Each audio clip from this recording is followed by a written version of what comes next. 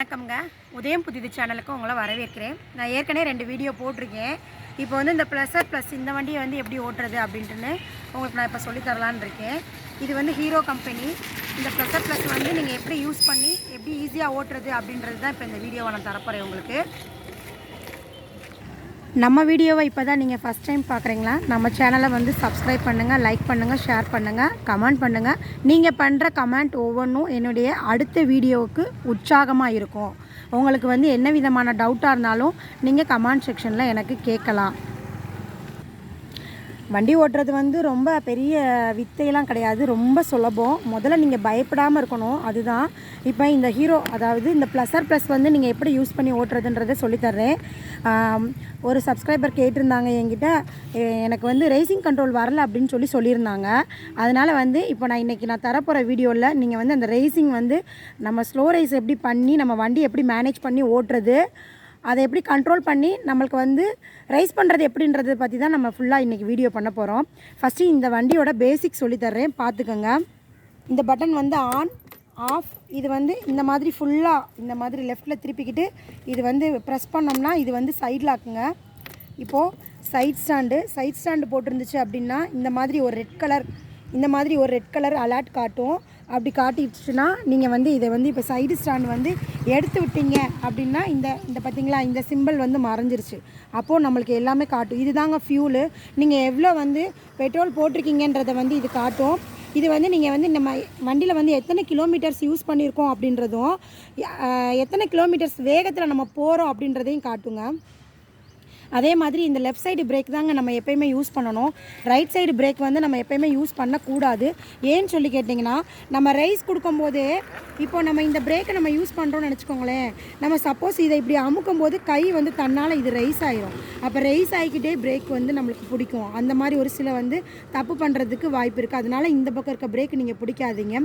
அது மட்டும் இல்லை, இந்த லெஃப்ட் சைடு பிரேக்கை நீங்கள் பிடிச்சிட்டு இந்த லெஃப்ட் சைடு பிரேக் நீங்கள் பிடிக்காமல் இந்த ரைட் சைடு பிரேக் மட்டும் நீங்கள் இப்போ பிடிச்சிங்கன்னு நினச்சிக்கோங்களேன்.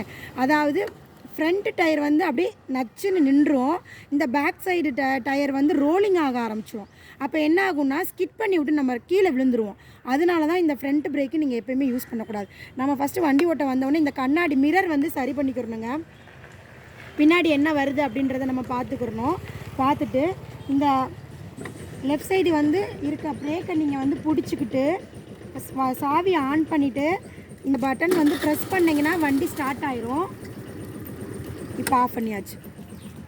இது வந்து ஆட்டோமேட்டிக். இப்போ வந்து நியூ மாடல் தான். இது வந்து 2020 வாங்கினது. அதனால் இதில் எப்போயுமே வந்து ஹெட்லைட் எரிஞ்சுக்கிட்டே இருக்குங்க. இல்லாட்டினா வேறு முன்னாடி வந்து வந்த மாடலுக்கு பூராமே வந்து இந்த இடத்துல வந்து லைட் வந்து ஆன் ஆஃப் இருக்கும். இதில் வந்து ஹெட்லைட் ஆட்டோமேட்டிக்காக எப்போயுமே எரியறதுனால டிம் அண்ட் பிரைட்டு. சப்போஸ் வந்து உங்களுக்கு வந்து நீங்கள் சாயந்தரம் 6 மணிக்கு மேலே போகிறீங்கன்னா முன்னாடி ஒரு பள்ளம் இருக்குது அப்படின்னா தூரத்தில் ஃபோக்கஸ் இருந்துச்சு அப்படின்னா லைட்டோட ஃபோக்கஸ் இருந்துச்சுன்னா இதை நீங்கள் இப்படி டிம் பண்ணிக்கிட்டிங்கன்னா அது கிட்டக்க தெரியும். பிரைட் பண்ணிக்கிட்டிங்கன்னா தூரத்தில் தெரியும். அதுக்கு தான் வந்து இந்த டிம் அண்ட் பிரைட் கொடுத்துருக்காங்க. அப்புறம் இண்டிகேட்டர் எதுக்குன்னு சொல்லி கேட்டிங்கன்னா, நம்ம வந்து ஒரு டேர்னிங் போகிறோம் அப்படின்னோம்னா இந்த இண்டிகேட்டர் வந்து நம்ம லெஃப்ட் சைடு வளைகிறோம் அப்படின்னோம்னா இந்த லெஃப்ட் வந்து நம்ம இப்படி தள்ளி விட்டுக்கிறணும். ஏன்னு சொல்லி அந்த ஸ்பாட்டில் போய் நீங்கள் வந்து தள்ளி விடக்கூடாது. ஒரு 10 அடி டிஃப்ரென்ஸ்க்கு முன்னாடியே வந்து நீங்கள் வந்து இதை வந்து இண்டிகேட்டர் வந்து யூஸ் பண்ணிக்கிறணும். அதே மாதிரி டேர்ன் பண்ணதுக்கப்புறம் ஒரு 10 அடிக்கு அப்புறம் இந்த சென்டரில் இப்படி புஷ் பண்ணிங்க அப்படின்னா அது ஆஃப் ஆகிருக்கும். இது வந்து இண்டிகேட்டர் வந்து நம்ம பின்னாடி வர்றவங்களுக்கு வந்து நம்ம இந்த சைடு வந்து நம்ம டேர்ன் பண்ண போகிறோம் அப்படின்றதுக்காண்டி இண்டிகேட்டர் யூஸ் பண்ணுறோம்.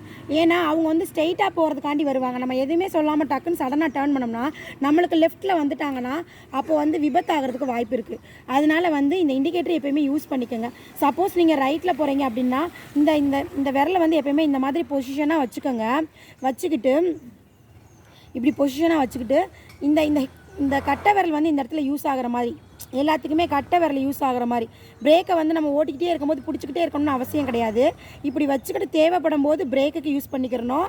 தேவைப்படும் போது இந்த மாதிரி கிட்டக்க வச்சுக்கிட்டு இந்த கட்டை விரலை வந்து ஹார்ன் பட்டன் யூஸ் பண்ணுறதுக்கு, இண்டிகேட்டர் யூஸ் பண்ணுறதுக்கு, டிம் அண்ட் பிரைட் யூஸ் பண்ணுறதுக்கு எல்லாத்துக்குமே இந்த கட்டை விரலை நீங்கள் யூஸ் பண்ணணுங்க. அதே மாதிரி இப்போ ரைட் சைடு டேர்னிங் அப்படின்னா இந்த மாதிரி ரைட் சைடு தள்ளி விட்டுறணுங்க. இப்போது சென்டரில் புஷ் பண்ணோம்னா அமர்ந்துடும். லெஃப்ட் சைடு நம்ம டேர்ன் பண்ணுறோம் அப்படின்னா லெஃப்ட் சைடுங்க, சென்டரில் புஷ் பண்ணால் ஆஃப் ஆயிரும்.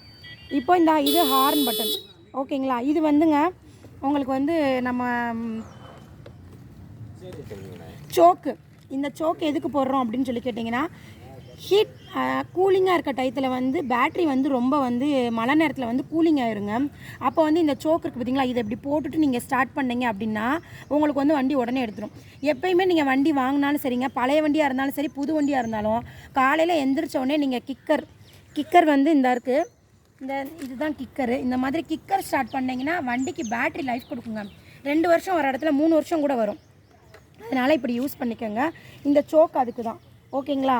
வேறு ஏதாவது உங்களுக்கு டவுட் இருந்துச்சுன்னா எனக்கு டிஸ்கிரிப்ஷனில் கேளுங்க. ஆனால் நம்ம சேனலில் பார்க்குறீங்கன்னா மறக்காமல் சப்ஸ்கிரைப் பண்ணிடுங்க. நெக்ஸ்ட்டு என்ன செய்யல நான் சொல்லித்தர போகிறேன் அப்படின்னு சொல்லி கேட்டிங்கன்னா, ரைசிங் கண்ட்ரோலு.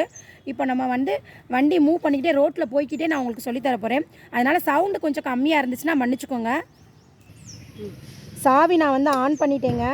அதாவது இந்த லெஃப்ட் சைடில் இருக்க பிரேக் இருக்குது பார்த்தீங்களா, இந்த கிளச்சை இப்படி பிடிச்சிக்கிட்டு நான் இந்த பட்டன் வந்து ப்ரெஸ் பண்ணுறேன். வண்டி ஸ்டார்ட் ஆயிடுச்சு. இதுதான் ரேசிங். கொஞ்சம் கொஞ்சமாக நான் ரைஸ் பண்ணி வண்டி மூவ் பண்ண போகிறேன்.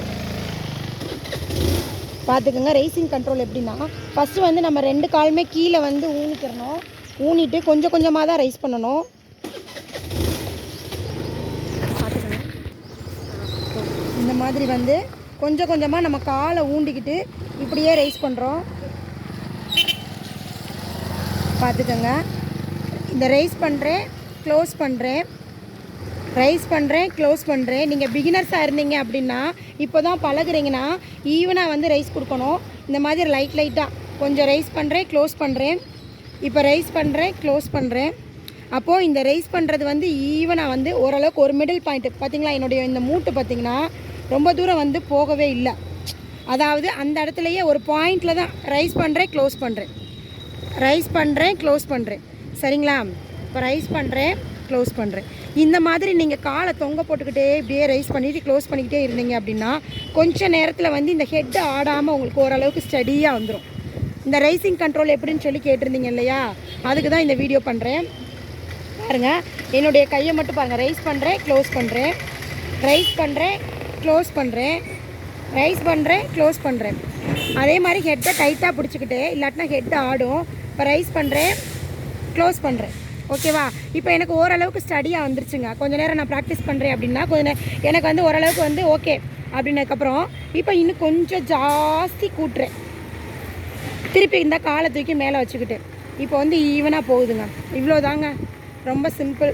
உங்களுக்கு வந்து இது சம்மந்தமாக வேறு ஏதாவது டவுட் இருந்துச்சு அப்படின்னா நீங்கள் தாராளமாக எனக்கு கமெண்ட் செக்ஷனில் நீங்கள் கமெண்ட் பண்ணலாம், கேளுங்க.